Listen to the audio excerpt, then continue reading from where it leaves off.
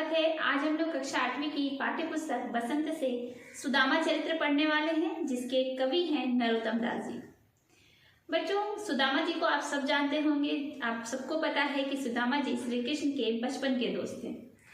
और जब बहुत दिनों बाद एक बार जब सुदामा जी श्री कृष्ण से मिलने आते हैं, उस समय उनके मन के भाव क्या होते हैं, श्री कृष्ण जी के मन में क्या भाव उत्पन्न होते हैं, सुदामा जी के मन में क्या भाव उत्पन्न होते हैं। क्योंकि सुदामा जी जो हैं वो काफ़ी गरीब हो जाते हैं। बहुत दिनों बाद वो जाते हैं अपने मित्र श्री कृष्ण से मिलने के लिए, जब श्री कृष्ण द्वारिका के राजा रहते हैं। ऐसी स्थिति में जब सुदामा जी श्री कृष्ण से मिलने आते हैं, उस समय का पूरा चित्रण इस सुदामा चरित्र कविता में किया गया है। चलिए हम लोग कविता को पढ़ते हैं और इसकी पंक्तियों को समझते हैं।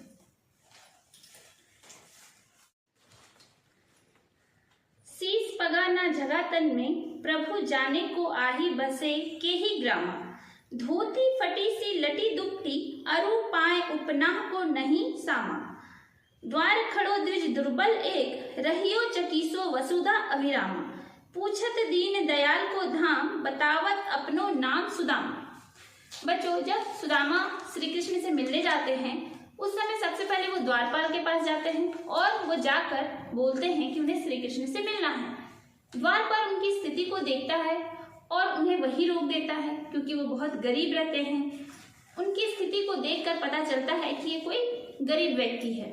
उनकी दशा को देखकर वो उसे वही रोक देते हैं और वो जाते हैं श्री कृष्ण से पूछने के लिए।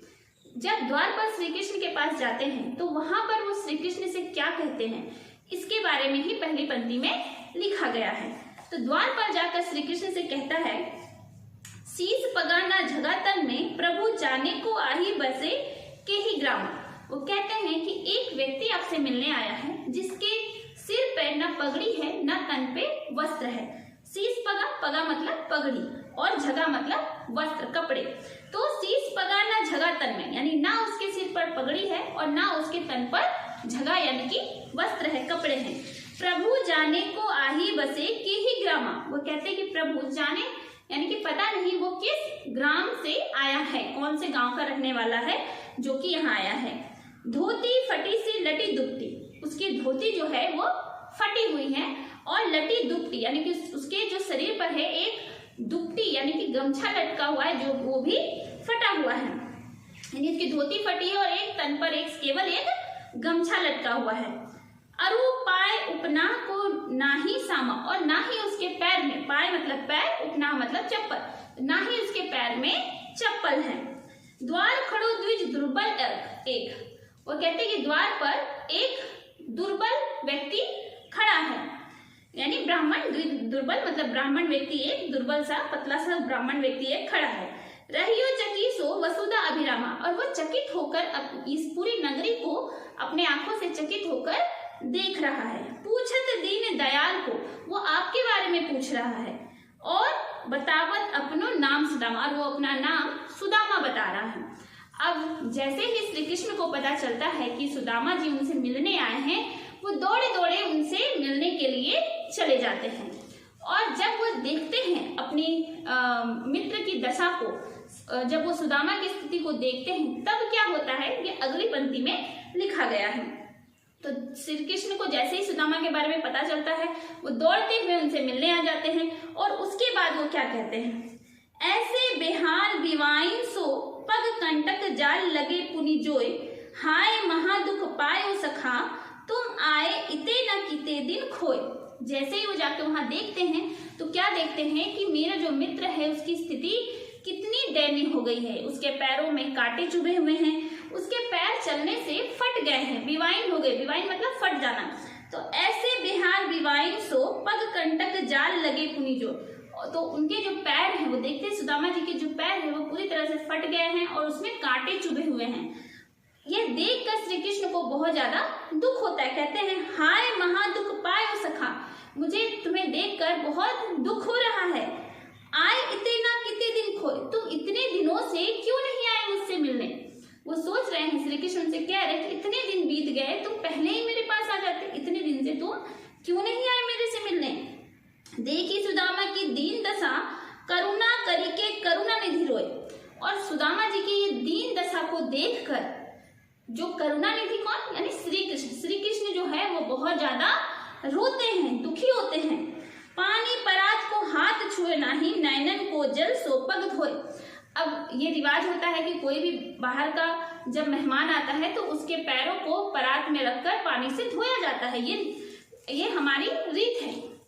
तो जब श्री कृष्ण से मिलने सुदामा जी आते हैं तो वो परात मंगवाते हैं उनके पैर धोने के लिए, लेकिन वो इतने दुखी होते हैं, इतने रोते हैं उनको देखकर कि परात को हाथ से छुए बिना ही अपने आंखों के आंसू से ही, अपने आंसुओं से ही उनके पैर को धो देते हैं। पानी परात को हाथ छुए नहीं, यानी कि वो परात तो मंगवाते हैं उनके पैर धोने के लिए, लेकिन उसे वो छूते भी नहीं हैं। और नैनन के जल सो पग धोए, अपने नैनों के जल से, अपने आंसुओं से ही उनके पग को, उनके पैरों को धो देते हैं। कछु भाभी हमको, अब जब ये हो गया, अब श्री कृष्ण जी आ गए और श्री कृष्ण जी के आने के श्री कृष्ण जी सुदामा जी से मिलते हैं और उनका आदर सत्कार करते हैं, उनके पैर भी धो देते हैं और उनको महल में लेके जाते हैं। तो जब उनके महल में लेके जाते हैं उसके बाद क्या घटना घटती है वो आगे लिखा हुआ है। कछु भाभी हमको दियो सो तुम काहे न दे, चापी पोटरी काख में रहे काहो के ही हेतु। अब जब सुदामा जी जब यहाँ आते हैं श्री कृष्ण के पास तो उनकी पत्नी पोटरी में कुछ चावल उनको देती है। जब भी कोई जाए किसी के घर में तो कुछ ना कुछ तो भेंट उनके लिए लेकर जाते हैं, तो सुदामा जी की पत्नी कृष्ण के लिए कुछ चावल पोटली में बांधकर देती है उनके लिए। लेकिन जब सुदामा जी यहाँ आते हैं तो वो देखते हैं कि श्री कृष्ण तो इतने बड़े राजा हैं और इतने बड़े राजा को अगर ये थोड़ी सी मैं चावल दूं तो कैसा लगेगा, तो वो थोड़े संकुच करते हैं उनको देने में।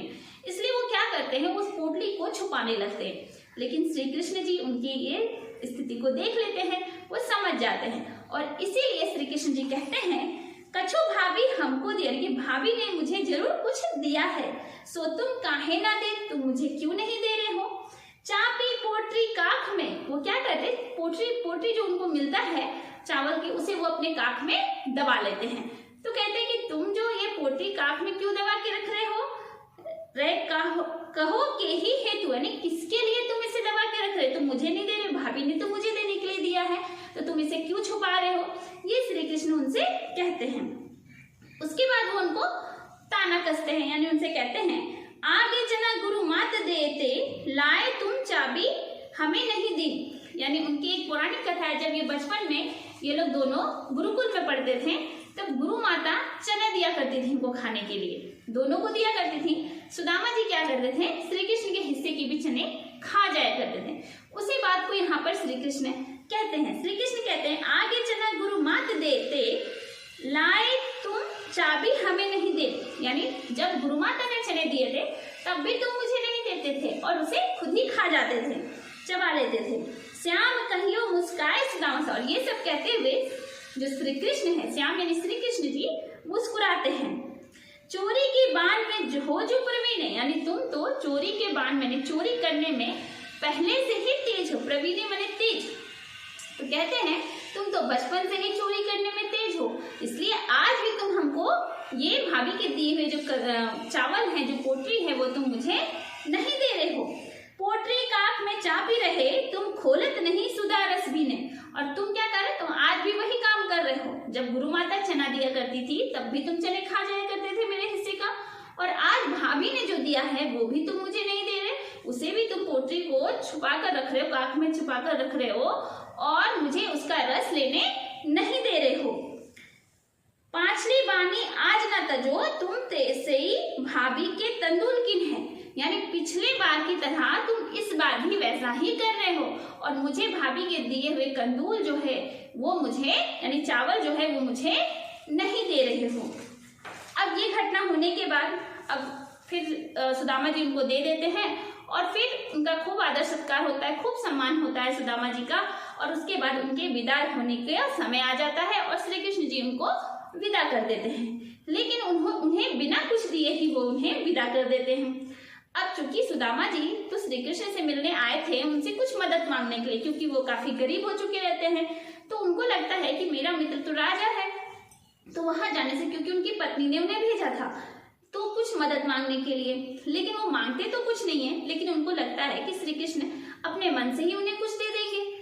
लेकिन ऐसा नहीं होता, श्री कृष्ण उन्हें ऐसे ही खाली हाथ विदा कर देते हैं। तो जब श्री कृष्ण को खाली हाथ विदा कर देते हैं, उस समय उनके क्या मन के भाव होते हैं। जब वो लौट रहे हैं अपने घर के लिए, तब वो क्या सोच रहे हैं, वो अगली पंक्ति में यहाँ लिखा हुआ है।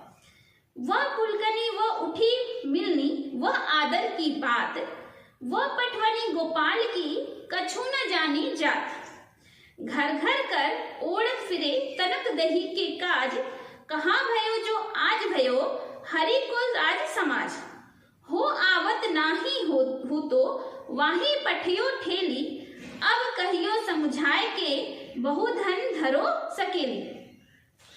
अब क्या होता है कि वो जब जा रहे हैं तो वो क्या सोच रहे हैं, वह पुलकनी वह उठी मिलनी वह आदर की बात, यानी श्री कृष्ण ने उन्हें तो बहुत आदर से सम्मान से रखा, बहुत आदर सत्कार हुआ उनका, बहुत खुशी से उनसे मिलते भी है। तो बोले ये सब तो हुआ मेरे साथ, वह पटवानी, लेकिन आज उनको कुछ नहीं मिला। वह पटवानी गोपाल की कछु न जाने की बात, वो क्या सोचते हैं कि मेरी पत्नी जो है उसने तो मुझे इसके पास भेज दिया, श्री कृष्ण के पास, कुछ कछु न जाने बात, उसे तो कुछ पता ही नहीं है इसके बारे में कि ये कैसा है। क्योंकि जब श्री कृष्ण को कुछ नहीं देते तो वो सोचते हैं कि ये तो मुझे कुछ नहीं दिया, और मेरी पत्नी ने इसके बिना इसके बारे में कुछ जाने मुझे यहाँ पर भेज दिया। घर घर कर ओढ़त फिरे तनक दही को काट, यानी ये तो वही श्री कृष्ण है, वही कृष्ण है जो घर घर घूमता है केवल थोड़े से दही के लिए, दही मक्खन खाने के लिए। तो बचपन से आप लोग सब जानते हैं श्री कृष्ण जी सबके घरों में, गोपियों के घर में जा जाकर मक्खन और दही खाते थे। तो वो कहते हैं कि ये तो वही कृष्ण है जो घर घर घूमता था थोड़े से दही मक्खन के लिए, तो ये आज भी वैसा ही है। इसने तो मुझे कुछ नहीं दिया और मेरी पत्नी को तो इसके बारे में कुछ पता ही नहीं है। घर घर कर ओढ़त फिरे तनक दही को काट, कहाँ भयो जो अब भयो हरि को राज समाज, यानी अब भी तो ये वैसा ही है। भले इसके पास ये राजा हो गया, इसके पास इतना धन दौलत हो गया, मगर फिर भी ये वैसा ही है क्योंकि इसने उसे कुछ नहीं दिया। तो वही सोच रहे हैं कि मेरी पत्नी तो उसके बारे में कुछ नहीं जानती और उसने मुझे इसके पास भेज दिया बेकार में, और ये तो वही कृष्ण है जो थोड़े थोड़े दही के लिए घर घर घूमता है, इतना समाज धन हो गया इसके पास, फिर भी ये वैसा ही है, बिल्कुल भी नहीं बदला और इसने मुझे कुछ भी नहीं दिया। हो आवत नहीं हूं तो वही पठाइयो ठेली, यानी हो आवत यानी मैं तो आता भी नहीं इसके पास, हूं तो वही पठियो ठेली, पठियो ठेली मतलब ठेल कर मुझे भेजती, यानी कि उनकी पत्नी बहुत जिद करती है उनको कि आप जाइए, आपका मित्र जो है वो राजा है, उससे कुछ जाइए उसके पास, आपको कुछ मदद लेकर आइए। तो वही कहते हैं मैं तो इसके पास आने वाला भी नहीं था और इसी ने मुझे ठेल कर यहाँ भेजा है। अब कहियो समझाए के बहु धन धरो स्वकीले, तो अब मैं वहां जाकर अपनी पत्नी से क्या कहूंगा, यानी मुझे कितना धन मिला जब वो पूछेगी तो मैं उससे क्या बताऊंगा। ये सब सोचते सोचते सुदामा जी चलते हैं और चलते चलते वो अपनी नगरी में पहुंच जाते हैं। जब अपनी नगरी में पहुंचते, अपने नगर पहुंचते, तब वो क्या देखते हैं, वैसे ही राज समाज बने गजबाजी घने मन संभ्रम छायो, केधो परियो कहूँ मारग भूली की फिरे में अब द्वारका आयो।